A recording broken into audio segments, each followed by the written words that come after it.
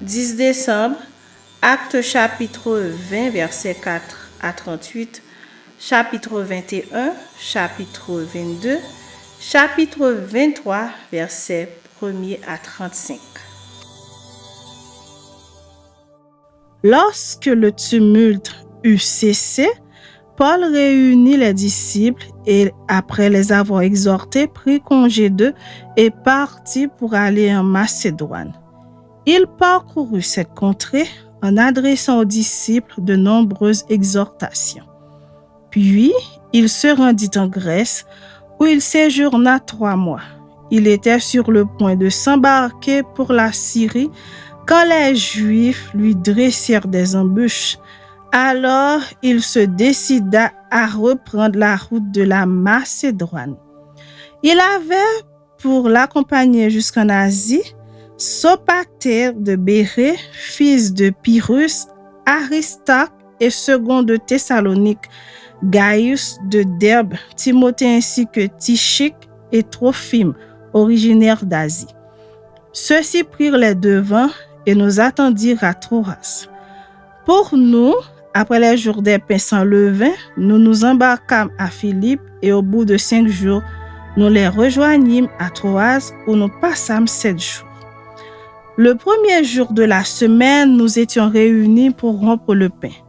Paul, qui devait partir le lendemain, s'entretenait avec les disciples et il prolongea son discours jusqu'à minuit. Il y avait beaucoup de lampes dans la chambre haute où nous étions assemblés. Or, un jeune homme nommé Eutychus, qui était assis sur la fenêtre, s'endormit profondément pendant le long discours de Paul. Entraîné par le sommeil, il tomba du 3e étage en bas et il fut relevé mort. Mais Paul, étant descendu, se pencha sur lui et le prit dans ses bras en disant « Ne vous troublez pas, car son âme est en lui. » Quand il fut remonté, il rompit le pain et mangea, et il parla longtemps encore jusqu'au jour. Après quoi, il partit. Le jeune homme fut ramené vivant, et ce fut le sujet d'une grande consolation. Pour nous, nous précédâmes Paul sur le navire et nous fîmes voile pour Assos, où nous avions convenu de le reprendre parce qu'il devait faire la route à pied. Lorsqu'il nous eut rejoints à Assos, nous le prîmes à bord et nous allâmes à Mytilène. De là, continuant par mer, nous arrivâmes le lendemain vis-à-vis de Chios. Le jour suivant, nous cinglâmes vers Samos et le jour d'après, nous vîmes à Milet. Paul avait résolu de passer devant Éphèse sans s'y arrêter afin de ne pas perdre de temps en Asie, car il se hâtait pour se trouver, si cela lui était possible, à Jérusalem le jour de la Pentecôte. Cependant, de Milet, Paul envoya chercher à Éphèse les anciens de l'Église. Lorsqu'ils furent arrivés vers lui, il leur dit « Vous savez de quelle manière, depuis le premier jour où je suis entré en Asie, je me suis sans cesse conduit avec vous, servant le Seigneur en toute humilité avec larmes et au milieu des épreuves que me suscitaient les embûches des Juifs. Vous savez que je n'ai rien caché de ce qui vous était utile et que je n'ai pas craint de vous prêcher et de vous enseigner publiquement et dans les maisons, annonçant aux Juifs et aux Grecs la repentance envers Dieu et la foi en notre Seigneur Jésus-Christ. Et maintenant voici, lié par l'Esprit, je vais à Jérusalem, ne sachant pas ce qui m'y arrivera. Seulement, de ville en ville, l'Esprit Saint m'avertit que des liens et des tribulations m'attendent. Mais je ne fais pour moi-même aucun cas de ma vie, comme si elle m'était précieuse, pourvu que j'accomplisse ma course avec joie et le ministère que j'ai reçu du Seigneur Jésus d'annoncer la bonne nouvelle de la grâce de Dieu. Et maintenant voici, je sais que vous ne verrez plus mon visage, vous tous au milieu desquels j'ai passé en prêchant le royaume de Dieu. C'est pourquoi je vous déclare aujourd'hui que je suis pur du sang de vous tous, car je vous ai annoncé tout le conseil de Dieu sans en rien cacher. Prenez donc garde à vous-même et à tout le troupeau sur lequel le Saint-Esprit vous a établi évêque, pour paître l'Église du Seigneur qu'il s'est acquise par son propre sang. Je sais qu'il s'introduira parmi vous après mon départ des loups cruels qui n'épargneront pas le troupeau et qu'il s'élèvera du milieu de vous des hommes qui enseigneront des choses pernicieuses pour entraîner les disciples après eux. Veillez donc, vous souvenant que durant 3 années, je n'ai cessé nuit et jour d'exhorter avec larmes chacun de vous. Et maintenant, je vous recommande à Dieu et à la parole de sa grâce, à celui qui peut édifier et donner l'héritage avec tous les sanctifiés. Je n'ai désiré ni l'argent, ni l'or, ni les vêtements de personne.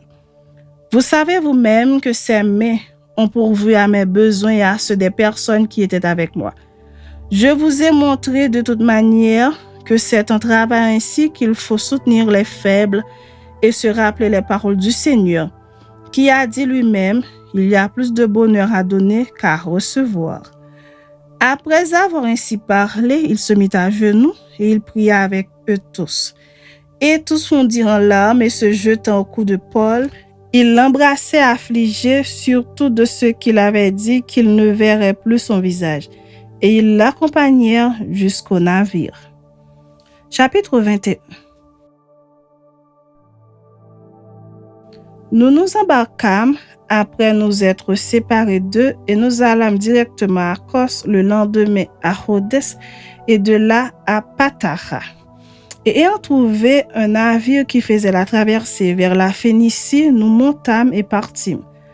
Quand nous fûmes en vue de l'île de Chypre, nous la laissâmes à gauche, poursuivant notre route du côté de la Syrie, et nous abordâmes à Tyr, où le bâtiment devait décharger sa cargaison. Nous trouvâmes les disciples et nous restâmes là 7 jours. Les disciples, poussés par l'Esprit, disaient à Paul de ne pas monter à Jérusalem. Mais lorsque nous fûmes au terme des 7 jours, nous nous acheminâmes pour partir et tous nous accompagnèrent avec leurs femmes et leurs enfants jusque hors de la ville. Nous nous mîmes à genoux sur le rivage et nous priâmes. Puis, ayant pris congé les uns des autres, nous montâmes sur le navire et ils retournèrent chez eux. Achevant notre navigation, nous allâmes de Tyr à Ptolémaïs, où nous saluâmes les frères et passâmes un jour avec eux. Nous partîmes le lendemain et nous arrivâmes à Césarée. Étant entrés dans la maison de Philippe l'évangéliste, qui était l'un des 7, nous logeâmes chez lui. Il avait 4 filles vierges qui prophétisaient. Comme nous étions là depuis plusieurs jours, un prophète nommé Agabus descendit de Judée et vint nous trouver. Il prit la ceinture de Paul, se lia les pieds et les mains et dit, « Voici ce que déclare le Saint-Esprit. L'homme à qui appartient cette ceinture, les Juifs le lieront de la même manière à Jérusalem et le livreront entre les mains des païens. » Quand nous entendîmes cela, nous et ceux de l'endroit, nous priâmes Paul de ne pas monter à Jérusalem. Alors il répondit, « Que faites-vous en pleurant et en me brisant le cœur? Je suis prêt non seulement à être lié, mais encore à mourir à Jérusalem pour le nom du Seigneur Jésus. » Comme il ne se laissait pas persuader, nous n'insistâmes pas et nous dîmes, « Que la volonté du Seigneur se fasse. » Après ces jours-là, nous fîmes nos préparatifs et nous montâmes à Jérusalem. Quelques disciples de Césarée vinrent aussi avec nous et nous conduisirent chez un nommé Nasson de l'île de Chypre, ancien disciple, chez qui nous devions loger. Lorsque nous arrivâmes à Jérusalem, les frères nous reçurent avec joie. Le lendemain, Paul se rendit avec nous chez Jacques et tous les anciens s'y réunirent. Après les avoir salués, il raconta en détail ce que Dieu avait fait au milieu des païens par son ministère. Quand ils l'eurent entendu, ils glorifièrent Dieu, puis ils lui dirent, « Tu vois, frère, combien de milliers de Juifs ont cru et tous sont zélés pour la loi. Or, ils ont appris que tu enseignes à tous les Juifs qui sont parmi les païens à renoncer à Moïse, leur disant de ne pas circoncire les enfants et de ne pas se conformer aux coutumes. Que faire donc? Sans aucun doute, la multitude se rassemblera, car on saura que tu es venu. C'est pourquoi, fais ce que nous allons te dire. Il y a parmi nous 4 hommes qui ont fait un vœu. Prends-les avec toi, purifie-toi avec eux et pourvois à leurs dépenses afin qu'ils se rasent la tête. Et ainsi tous sauront que ce qu'ils ont entendu dire sur ton compte est faux, mais que toi aussi tu te conduis en observateur de la loi. À l'égard des païens qui ont cru, nous avons décidé et nous leur avons écrit qu'ils eussent à s'abstenir des viandes sacrifiées aux idoles, du sang des animaux étouffés et de l'impudicité. Alors Paul prit ses hommes, se purifia et entra le lendemain dans le temple avec eux pour annoncer à quel jour la purification serait accomplie et l'offrande présentée pour chacun d'eux. Sur la fin des 7 jours, les Juifs d'Asie, ayant vu Paul dans le temple, soulevèrent toute la foule et mirent la main sur lui en criant « Homme israélite, au secours! Voici l'homme qui prêche partout et à tout le monde contre le peuple, contre la loi et contre ce lieu. Il a même introduit des Grecs dans le temple et a profané ce saint lieu. Car ils avaient vu auparavant Trophime d'Éphèse avec lui dans la ville et ils croyaient que Paul l'avait fait entrer dans le temple. Toute la ville fut émue et le peuple accourut de toutes parts. Ils se saisirent de Paul et le traînèrent hors du temple dont les portes furent aussitôt fermées. Comme ils cherchaient à le tuer, le bruit vint au tribun de la couronne que tout Jérusalem était en confusion. À l'instant, il prit des soldats et des centeniers, accourut à eux. Voyant le tribun et les soldats, ils cessèrent de frapper Paul. Alors le tribun s'approcha, se saisit de lui et le fit lier de 2 chaînes. Puis il demanda qui il était et ce qu'il avait fait. Mais dans la foule, les uns criaient d'une manière, les autres d'une autre. Ne pouvant donc rien apprendre de certains à cause du tumulte, il ordonna de le mener dans la forteresse. Lorsque Paul fut sur les degrés, il dut être porté par les soldats à cause de la violence de la foule, car la multitude du peuple suivait en criant « Fais-le mourir !» Au moment d'être introduit dans la forteresse, Paul dit au tribun « M'est-il permis de te dire quelque chose ?» Le tribun répondit « Tu sais le grec? Tu n'es donc pas cet Égyptien qui s'est révolté dernièrement et qui a emmené dans le désert 4000 brigands? Je suis juif, reprit Paul, de Tarse en Cilicie, citoyen d'une ville qui n'est pas sans importance. Permets-moi, je te prie, de parler au peuple. » Le tribun, le lui ayant permis, Paul, debout sur les degrés, fit signe de la main au peuple. Un profond silence s'établit et Paul parle en langue hébraïque dit. Chapitre 22. Hommes, frères et pères, écoutez ce que j'ai maintenant à vous dire pour ma défense. Lorsqu'ils entendirent qu'il leur parlait en langue hébraïque, ils redoublèrent de silence et Paul dit « Je suis juif, né à Tarse en Cilicie, mais j'ai été élevé dans cette ville-ci et instruit au pied de Gamaliel dans la connaissance exacte de la loi de nos pères, étant plein de zèle pour Dieu, comme vous l'êtes tous aujourd'hui. J'ai persécuté à mort cette doctrine, liant et mettant en prison hommes et femmes. Le souverain sacrificateur et tout le collège des anciens m'en sont témoins. J'ai même reçu 2 des lettres pour les frères de Damas, où je me rendis afin d'amener liés à Jérusalem ceux qui se trouvaient là et de les faire punir. Comme j'étais en chemin et que j'approchais de Damas, tout à coup vers midi, une grande lumière venant du ciel resplendit autour de moi.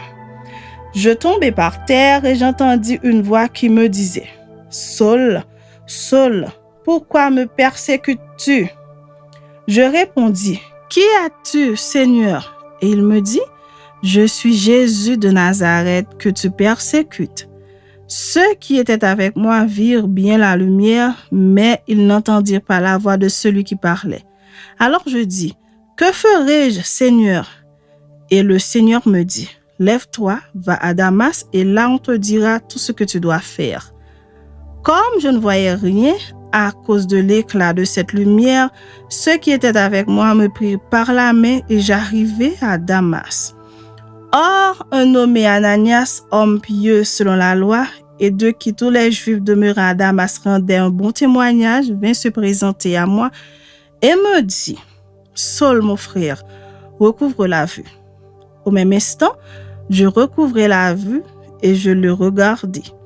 Il dit, « Le Dieu de nos pères t'a destiné à connaître sa volonté, à voir le juste et à entendre les paroles de sa bouche.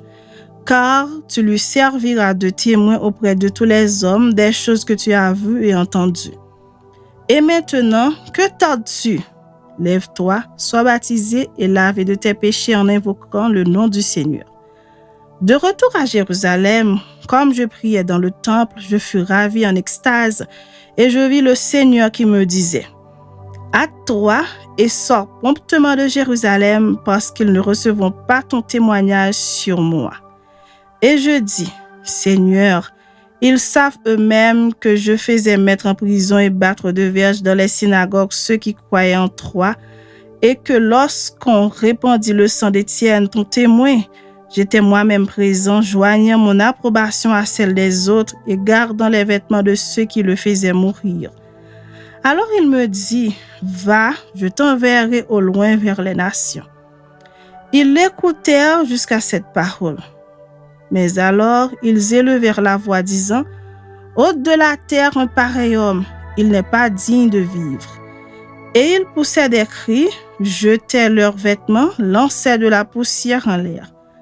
Le tribun commanda de faire entrer Paul dans la forteresse et de lui donner la question par le fouet, afin de savoir pour quel motif il criait ainsi contre lui.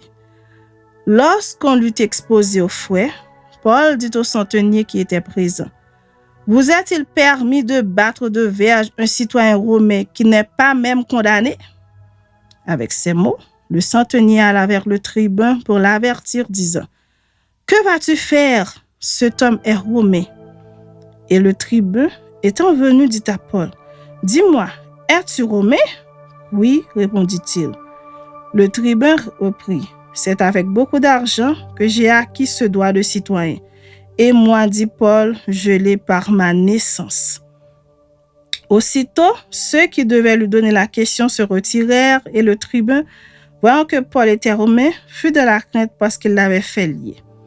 Le lendemain, voulant savoir avec certitude de quoi les Juifs l'accusaient, le tribun lui fit ôter ses liens et donna l'ordre aux principaux sacrificateurs et à tout le Sanhédrin de se réunir. Puis, faisant descendre Paul, il le plaça au milieu d'eux.